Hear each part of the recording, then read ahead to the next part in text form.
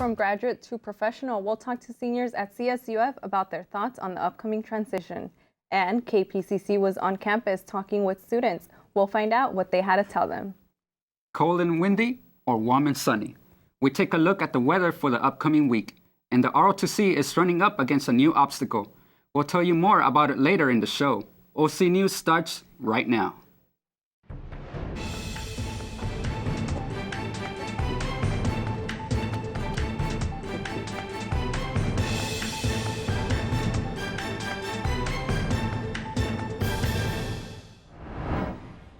Hello and welcome to OC News. I'm Aurelie Martin. And I'm Alfredo Sanchez. OC News is brought to you by the broadcast journalism students at Cal State Fullerton. There's an exciting feeling on campus as seniors are getting ready for graduation. Reporter Amy Tran finds out how ready these seniors feel about leaving Cal State Fullerton and how prepared they'll be for their careers.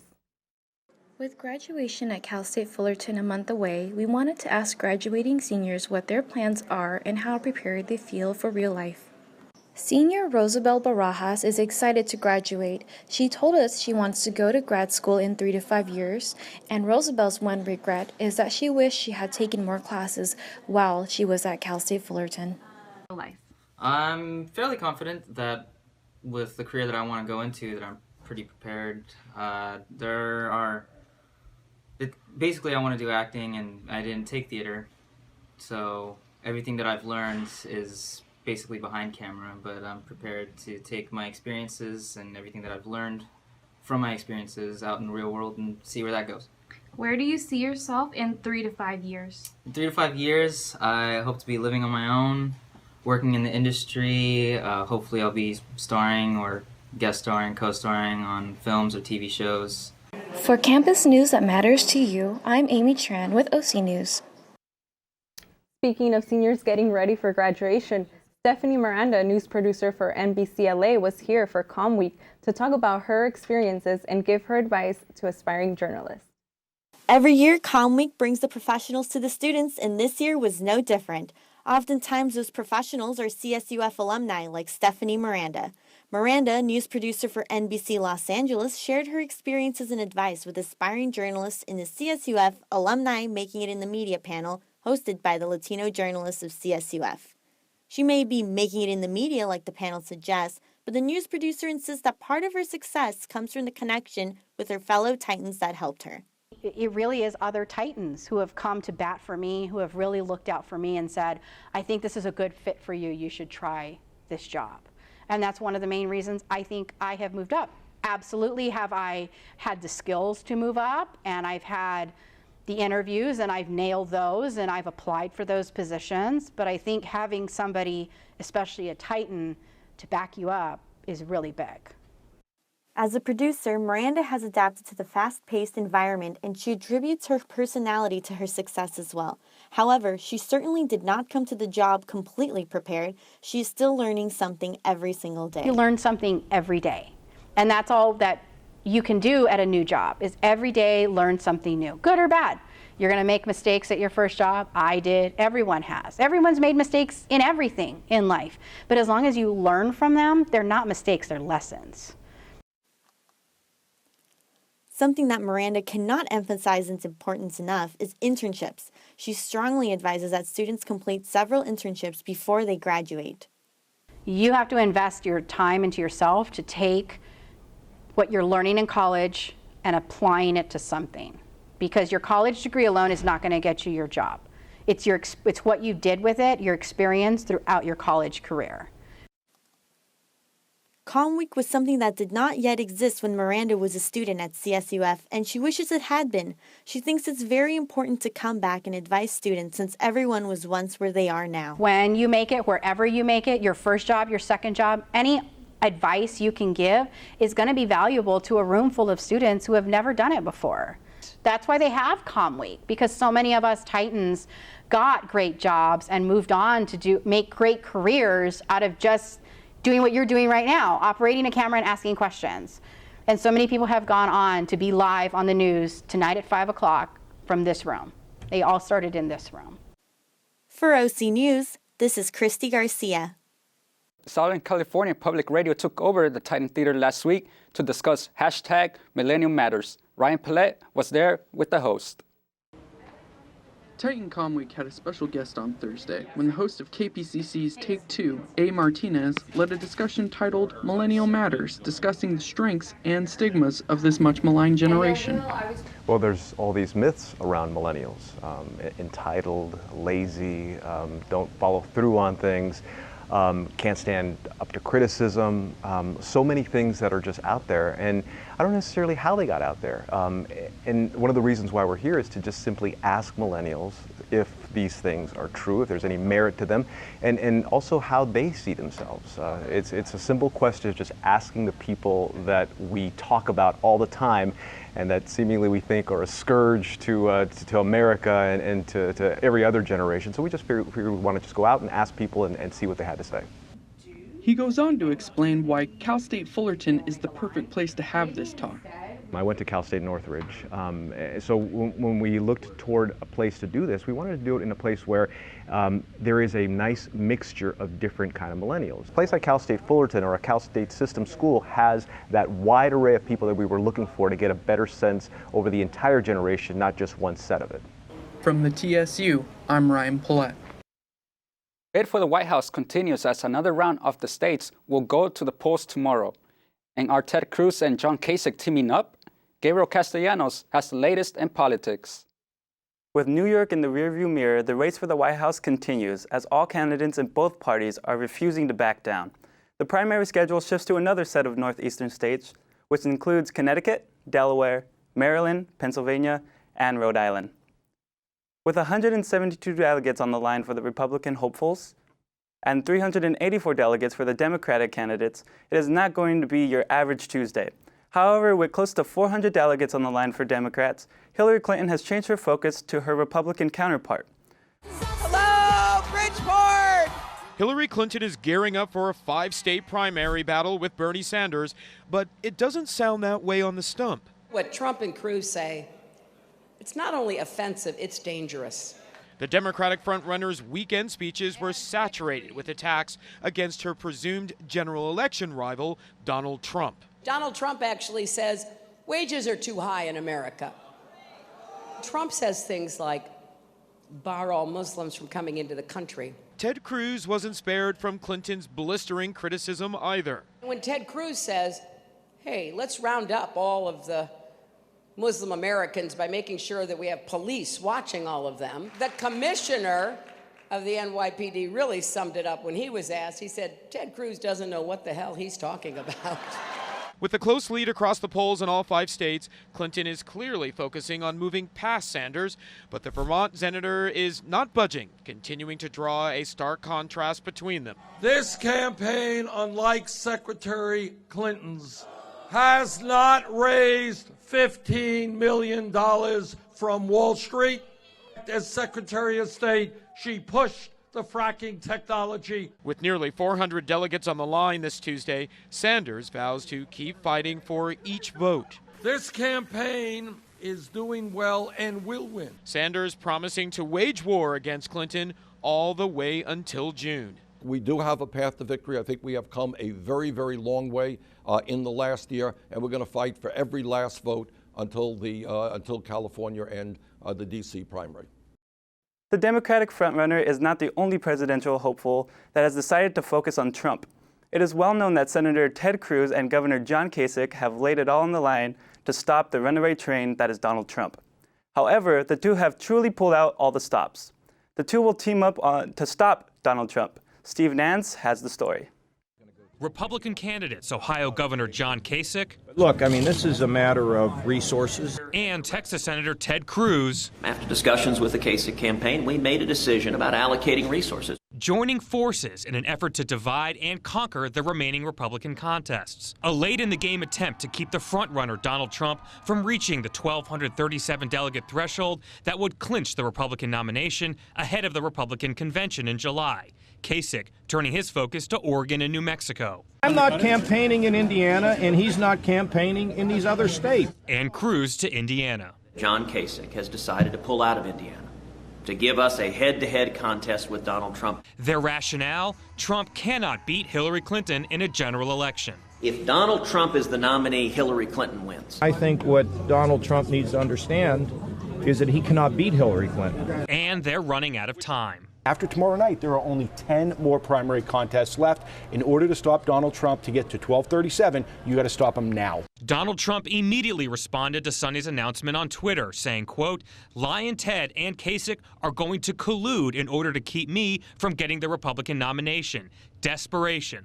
And today, he added, in politics, you're allowed to collude. So they colluded, and actually I was happy because it shows how weak they are. But all the candidates say it's ultimately up to the voters, and 5 states hold their contest tomorrow. In Washington, I'm Steve Nannis. In other news, hundreds of more U.S. troops are headed to Syria. President Obama made the announcement today that up to 250 U.S. personnel will be sent to the war-torn country of Syria this coming weeks. And just as I've approved additional support for Iraqi forces against ISIL, I've decided to increase U.S. support for local forces fighting ISIL in Syria. A small number of American Special Operations Forces are already on the ground in Syria, and their expertise has been critical as local forces have driven ISIL out of key areas. So given the success, I've approved the deployment of up to 250 additional U.S. personnel in Syria, including special forces, to keep up this momentum. The president has stressed that the U.S. personnel being sent to Syria will not be leading the fight, however, are being sent to Syria to train and assist local forces. Well, that's all that's happening here in politics. Back to you guys. Coming up after the break, we have a handy health tip for you and your roommates.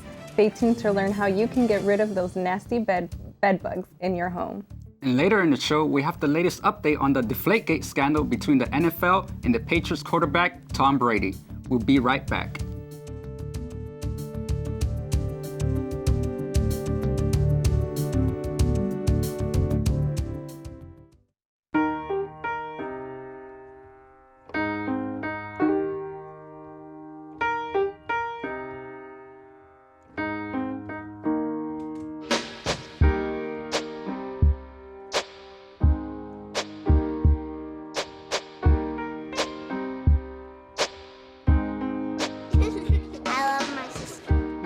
Doesn't see race. Love is love.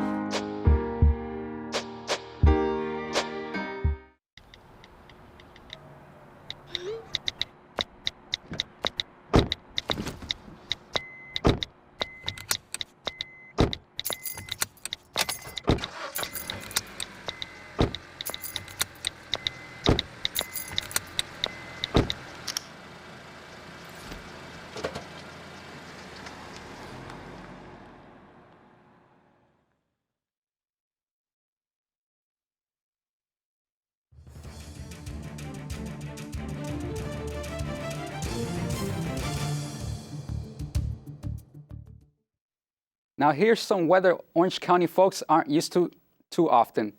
High winds. Hopefully we have some sunny weather in our forecast. Let's see what Zoe has for us on weather. It's April 25th, which means all you need is just a light jacket and maybe something to shield us from all of that wind. Today was fairly cool, not hitting higher than 67 degrees. And of course, there were those high winds at 21 miles per hour. They'll continue after the sun sets tonight at 7:31 p.m. and the evening will remain cool with a low of 50 degrees. Humidity today was at 35%. Let's see if the winds will calm down later this week. As you can see, things are looking nice and warm with temperatures in the mid to high 70s. We have a little bit of cloud cover on Tuesday and Thursday, and then it does warm up just a little bit going into the weekend with Saturday almost hitting 80 degrees. Evenings continue to be on the chillier side in the mid to high 50s for the rest of the week. Now let's see how the rest of the U.S. is looking. Temperatures for most of the West are looking fairly cool. We see it dip into the 50s going up into Seattle and even colder in Billings in the 40s. Temperatures start to warm up heading east. We see Denver in the 70s, and then as you can see, for most of the South and the Midwest, temperatures are looking very hot in the high 80s. It does cool down slightly moving into New York and the Northeast. We are also anticipating heavy storms from Nebraska to Texas starting tomorrow. Heavy rains, hail, and potential tornadoes are expected. As you can see, it is most severe in Kansas and Oklahoma. This area has a history of tornadoes in late April, so please be on the watch. The storms are expected to continue east and then calm down later in the week. This has been Zoe Inocentes with your weather. We all know fast food can save a lot of time during our busy schedules. However, you may be eating a chemical that you don't know about. Here's Monique Gonzalez with Health. Thank you, Areli. Is there plastic in your hamburger? A new study links a dangerous chemical from plastics to fast foods. Andy Rose has the details. While most of us are aware that fast food is not the healthiest option, a new study is raising new concerns. The CDC found people who eat a lot of fast food have higher levels of hormone disruptors in their system. It's because some of the chemicals used in packaging and food processing can leach into what you're eating. The hormone disruptor can cause infertility. It's been linked to reduced IQ and behavioral problems in children exposed in the womb. It can also raise the risk of diabetes in women and children. The National Restaurant Association and the American Chemistry Council are working together to review the study. They say the chemical levels found are well below the levels the Environmental Protection Agency deemed likely to increase health risk. CDC researchers argue the EPA's set limit is outdated. For today's Health Minute, I'm Andy Rose. An eastern Iowa man is running across the state to raise money and awareness for cancer research. Ryan Wade is a nominee for the Leukemia and Lymphoma Society's Man of the Year. Ryan started his run across Iowa 4 days ago. He's going north to south, stopping in several communities along the way. Bradley Smith caught up with Wade in Cedar Rapids as he was crossing the Cedar River. Running can be a solitary experience, but for this 250-mile trek, Ryan Wade has been anything but alone. It's been 1,000 times better than I could ever imagine. The communities we've gone through, it's been pretty emotional seeing everyone come out and just say hi. A crowd of supporters welcomed Wade into Marion and Cedar Rapids on the 4th day of his week-long journey across Iowa. Scott Mills of Des Moines had to come here and complete at least part of the run with Wade because he knows firsthand how difficult it can be. He's also run across the state for cancer research. The most fun is the people that you meet and have conversations and learn about. That's the best part. Jason Andrews, a battalion chief with the Cedar Rapids Fire Department, was at Wade's side as he got to the banks of the Cedar River around noon. Next month will be his 20th year of being cancer-free. Honored to run for those that are gone, honored to run for those that are struggling, and extremely honored to run for those that have won the battle with cancer. Wade took a few moments to take pictures and cool his legs off before lacing back up and pushing forward, with a little help from his friends, family, and the Cedar Rapids Fire Department. I feel like I'm in a 5-star resort. I really do. I'm getting such great treatment every day. For Wade, this is about bringing eastern Iowa together, putting a spotlight on the stories of struggle and survival that don't get heard. And these smaller communities don't get the attention that they do, and they need and deserve. Like in Edgewood last night, there's 5 young people there who've been affected by it, and Edgewood's only a town of, I think, 1,200 people. From Eitzen to Farmington, he won't be alone. Flint, Michigan isn't the only community concerned about high levels of lead in the water. In Washington state, officials in Tacoma are warning that hundreds of homes could have lead issues, and it's all due to a specific kind of pipe. CNN reporter Tina Patel has the story.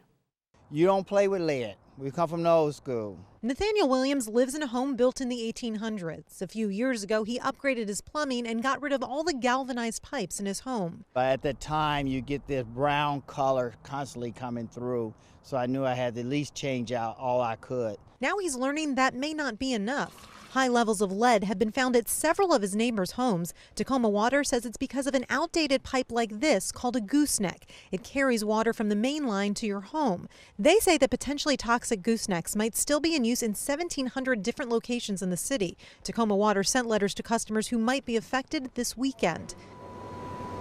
After hearing about the problems in Tacoma, Seattle Public Utilities decided to do some testing of their own. We deliberately selected sites built prior to 1930 and that have galvanized service lines connecting them. They say the results that came back today are well below the level for concern, so Seattle customers can use their faucets freely again.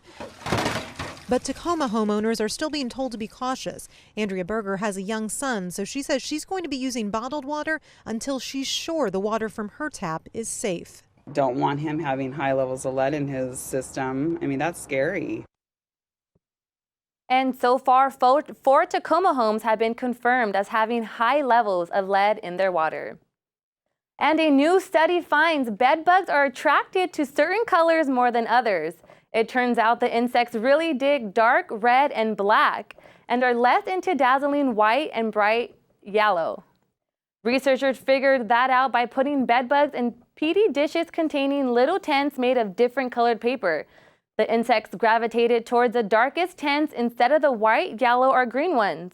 Researchers say sunny-colored suitcases are those with hard exteriors could help prevent bed bugs from hitching a ride home with you.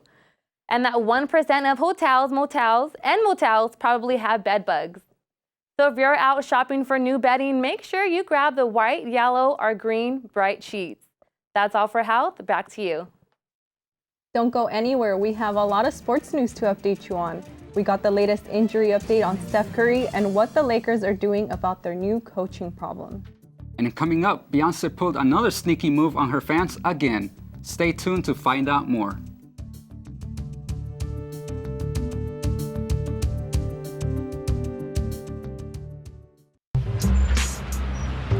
I'm one unlucky guy. The chance of being involved in a robbery is 1 in 757. The chances of being struck by lightning. 1 in 750,000. Please fasten your seatbelts for unexpected turbulence. The chances of being a victim in an airline crash? 1 in 29 million. Hey, could I get some peanuts? The chances of being involved in a car crash are far greater than lightning strikes and plane crashes. And if you are texting while driving, your risk of crash increases 23 times.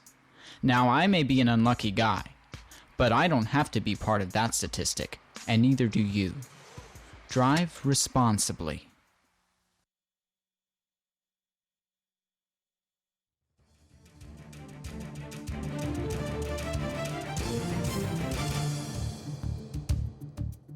Breaking news from both the NFL and the NBA in this episode's sports segment. Christian Vigil has more on these stories, plus some highlights from the playoffs and NLB.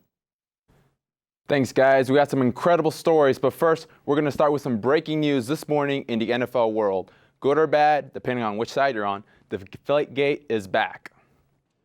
A federal appeals court reinstated Tom Brady's suspension Monday morning.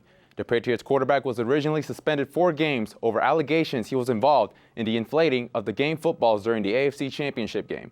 A U.S. District Court overturned the suspension last year, but today the Second Circuit U.S. Court of Appeals in New York upheld the suspensions. If this sticks, Brady could miss the first 4 games of the regular season. Brady and the NFL Players Association can either fight for a stay in the decision, appeal it to a Second Circuit Appeals Court, or to the Supreme Court. No word yet on what they will do. Speaking of the Patriots, switching over to the NBA side, some familiar faces were in attendance at the Celtics game last night. Rob Gronkowski and Bill Belichick were just a few to name that supported Boston when the C's faced a 2-1 series deficit against the Hawks at the TD Garden. Isaiah Thomas dropped a career-high 42 points in Game 3 to avoid a 3-0 deficit. Paul Millsap would one-up Thomas in this game, skip ahead to the 4th, and Millsap powers his way to the cup to put Atlanta up a deuce. 1:50 left, and Millsap gets good position underneath the basket and finishes. He'd had a monster game, 45 points and 13 rebounds. Hawks still down, but Teague wants to shut the crowd and does so with a triple. Hawks take the lead. Boston ball. Thomas is going to get the rock. Didn't get 42 this time, but splits the defense and ties the game at 92. Ends the night with 28 points. ATL gets one more crack at it, though, to win it, but a terrible possession, and I don't know what happened there. I guess regulation wasn't enough, so how about an extra 5 minutes of basketball? We got a good one here in Boston. Marcus Smart wouldn't mind as he finds an open man in the paint. 20 points for Smart to go along with 5 assists. Hawks ball, down 4. A rebound by Al Horford, and Teague once again fires and knocks it down. He shoots 4 of 18 this game. I'd say that's pretty bad, but he made clutch shots, so he would get a pass. Thomas also gets a pass from Evan Turner, fading in the corner. Dagger! Cold-blooded 3 to put the game away. Celtics win in overtime and evens up the series at 2. Game 5 will be in Atlanta followed by Boston for Game 6. Continuing with the NBA, the Los Angeles Lakers have announced that they will not be returning Byron Scott as head coach for next season. Scott was hired in the summer of 2014 as part of the rebuilding process, but has seen the two worst seasons in franchise history, a combined record of 38 and 126 during that span. Lakers management felt that it was time to go a different direction. Luke Walton, Mark Jackson, Jeff Van Gundy, and David Blatt are among the candidates in mind for the position. Meanwhile, breaking news towards the defending champions, and something that fans don't want to hear, as Stephen Curry received an MRI on his right knee this morning and was diagnosed with a grade 1 MCL sprain. Curry suffered the injury towards the end of the first half yesterday against the Rockets when he slipped on a wet spot. This was the same area that Curry himself informed the refs about, but was never properly taken care of, judging from that slip. The Warriors MVP will be reevaluated in 2 weeks, as the team will be looking to close the series against Houston on Wednesday. How about some baseball? The Angels have been struggling to start the season. Matt Shoemaker gets the starting nod on the mound Sunday afternoon.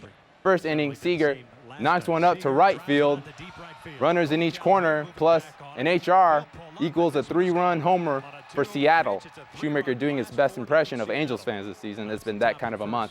Bottom half of the inning, runner on first, Albert Pujols pops this one to left center and puts the Angels on the board. 2-run homer for Pujols. That is his third of the season.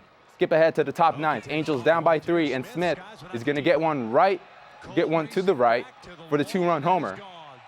And that's the dagger in this ball game. Pitching struggles once again with 9 runs on 8 hits. Meanwhile, the Angels had 3 errors as they fall to the Mariners 9-4 and drop the series, while also dropping to 8-11 of the season.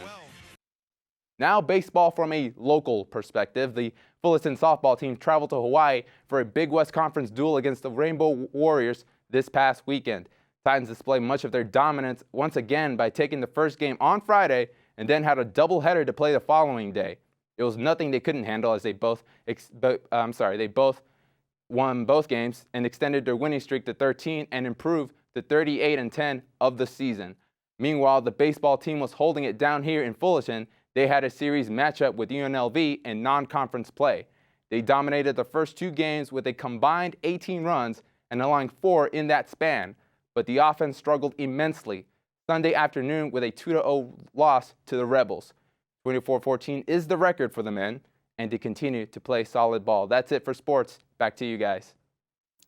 Cal State Fullerton's ROTC program has opened up a new obstacle course. Here on campus, Gabriel Castellanos has the story. A tragedy, a new feat accomplished. Cal State Fullerton's ROTC program entered rare company, as they now have a military-grade obstacle course right on their own campus. The new Roy Lopez ROTC obstacle course has officially opened and now gives Cal State Fullerton's ROTC program something others can only dream of having. 10 to 15 ROTC units across the United States that have an obstacle course on their campus. Yeah, so we're one of the elite ones here, but it's good. The opening ceremonies were a joyous occasion with laughter and excitement that came after a long, tough process to bring this obstacle course to Cal State Fullerton. Kind of stagnated for a little bit because you have to go through the red tape on campus. The lawyers have to look over everything. The opening began with a speech by the Dean of the College of Health and Human Development, Lori Rhodes, and continued on to a ceremonial ribbon cutting. The course includes a set of monkey bars, a belly crawl, a balance beam, and so much more. However, the obstacles are not just mere exercise. Behind me is just a portion of the new Roy Lopez obstacle course located between the intramural fields and the Fullerton Arboretum. The obstacle course is to present cadets with physical challenges as well as emotional challenges, showing them that they can overcome anything on the battlefield. After the event, everyone was given the opportunity to walk the obstacle course and watch the ROTC cadets in action. However, the opening of the obstacle course was underlined by a slightly darker tone, as a moment of silence was given to Roy Lopez, a former Fullerton ROTC cadet who the obstacle course is named after, who tragically committed suicide back in 2012. The ROTC program gives a scholarship at his name and now has lent his name to the obstacle course. And we'd love to name it after Roy. Roy Lopez's mother, Adriana Meraz, donated $150,000 to the obstacle course in order to get it built in Lopez's honor. Kids, when you leave here, leave something good in your legacy. And don't forget that it's always such a great feeling to do for others. With the obstacle course being completed, the legacy of Roy Lopez will continue to live on. With OC News, I'm Gabriel Castellanos. Coming up, reporter Elaine Kahn tells us all about the orange trees right in front of Mahalo in Langsdorff. The world was rocked by the news of the passing of Prince, and so were the music charts. We'll be right back with Miranda Alzheim to tell us just how much the late artist sold on the day he died.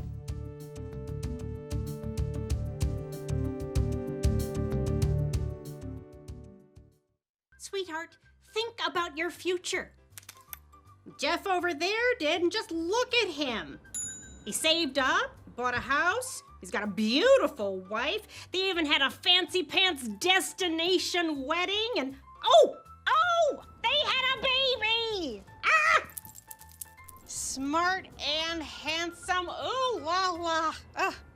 Now, I've been saving these frames for pictures of my future grandbabies for years, and the shopping sprees on organic clothing and telephone cases is not helping you save for a family. Oh, gracious! Look at that! He's a model! Oh. I bet you he's putting all that money right into a 401k or his baby's college fund. And his teeth are so straight. See how good saving can look at feedthepig.org. Feed the pig.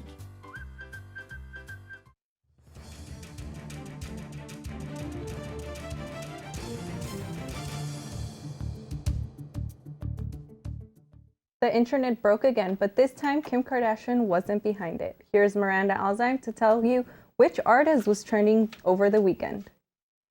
Thanks, Areli. The entertainment world was thriving this weekend, from music to television to the box office. All hail Queen Bee. Beyoncé has taken over the world again, and that's really no surprise, right? The Queen flash released her album titled Lemonade Saturday night. HBO premiered her hour-long visual album, which included video treatments for every song. The artist's sixth album portrayed emotional and personal meaning, including adultery, forgiveness, and police brutality. Fans on social media were quick to question her and Jay-Z's relationship. She has yet to speak out about it. The world was at a loss of words early Thursday morning when musical legend Prince passed away at the young age of 57. But it seems as though his legacy continues to live on strong. Prince tops the charts with 2.3 million songs and 580,000 albums sold the day of his death. The top sellers include Purple Rain, When Doves Cry, and Little Red Corvette. The legend indeed lives on. Kelly Ripa has decided to return on air after self-striking against ABC. Kelly has not been on Live with Kelly and Michael since last Tuesday, when ABC announced her co-host, Michael Strahan, will be leaving the show to co-host Good Morning America full-time. This move has been finalized for weeks, and Good Morning America hosts Robin Roberts and George Stephanopoulos were already informed of the move. ABC management withheld this information from Kelly. Acting out, she did not show up to work last Wednesday and Thursday. Now let's talk about the top 5 movies for the week. The Boss places at number 5, making $6.1 million this weekend, pushing its domestic total near $50 million. It's no surprise that Zootopia remains in the top 5 for the 4th week in a row. It is now at a whopping $316 million in North American theaters. Barbershop: The Next Cut lands in 3rd place, earning $10.8 million. The opening weekend of The Huntsman: Winter's War landed in only 2nd place with $20 million. This was lower than expected. And who do we have at the number 1 spot for the week? The Jungle Book. For the 2nd straight weekend in a row, the movie raked in another $60 million, giving the movie $191 million in domestic revenue. That's all we have today for your entertainment news. Have you ever walked by the orange trees near Langsdorff and Mahalo Hall on campus and wondered, can I eat one of them? Let's go to reporter Elaine Kahn for more on this juicy story. Water selling is on. 5, 4, 3, 2, 1. In between Stephen G. Mihailo Hall and Langsdorff Hall at the front of Cal State Fullerton's campus are rows of orange trees. They symbolize the history of the campus and the location being in Orange County. I went to campus to ask students what they know about the orange trees and if they've taken an orange to eat. I heard there's some in front of Mihailo. Although last semester, since they weren't in bloom, I thought they were avocado trees. Though I have questioned it and thought about it because I like oranges and I like avocados, but they do not look ripe and they just don't look the best right now. And I also feel kind of wrong about it because I feel like maybe they're for somebody else, but I've never seen anyone picking them, so I've always wondered what happens to them, you know? The trees have been dedicated to alumni, former staff, faculty, and in honor of former students. Individuals can purchase a plaque with their name for $1,500 under a designated orange tree in support of the upkeep of the trees, student programs, and scholarships for the College of Business and Economics. Cal State Fullerton asked anyone wanting an orange to take only one. Various service groups on campus harvest the trees and donate the oranges to share ourselves in Costa Mesa. I just thought they were trees there. I thought they were there for decoration, I guess. I want to right now, yeah. Make some orange juice. For more information about the orange trees at Cal State Fullerton, please visit news.fullerton.edu. Reporting for OC News, I'm Elaine Kong. Don't forget to join us on social media. You can find us on Facebook, Instagram, Twitter, and YouTube, all under the handle OC News CSUF. That's all for today's show. Thanks again for joining us on OC News. We'll see you back here live at 5 p.m. next Wednesday. Good night, everyone.